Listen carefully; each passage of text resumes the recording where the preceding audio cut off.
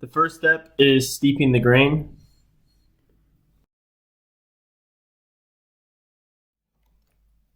Once it's all steep, you have to bring it up to a boil, and then this is when you slowly add in all of your hops.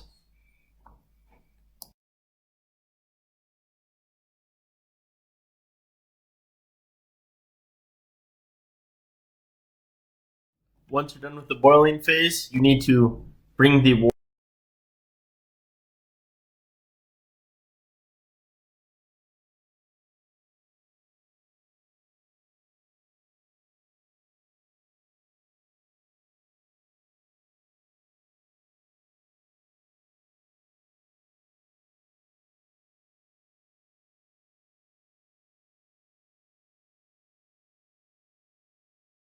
So right here is the bottling phase, which is after 2 weeks. I don't really have a very good camera angle on showing you how to do it, and then this is once they're all bottled and capped.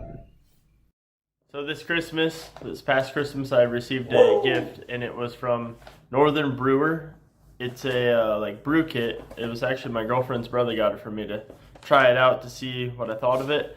And basically, it gives you the fermenter, it gives you the bottles, all the hops. Don't mind my dog in the background. It gives you obviously the instructions, basically everything you need to do to brew your own beer and bottle it. So the one that I received was the Citra Session IPA, and it's actually really, really good. And you'll see in the video, like I kind of narrated over it the best I could to basically explain the steps. So basically you'll go through like steeping the grain, boiling, cooling, and you got to decontaminate everything with their, they call it cleansing solution. Stop. And then once it's all in the fermenter, then you have to pitch the yeast, and the yeast, once it ferments, that's what makes the alcohol.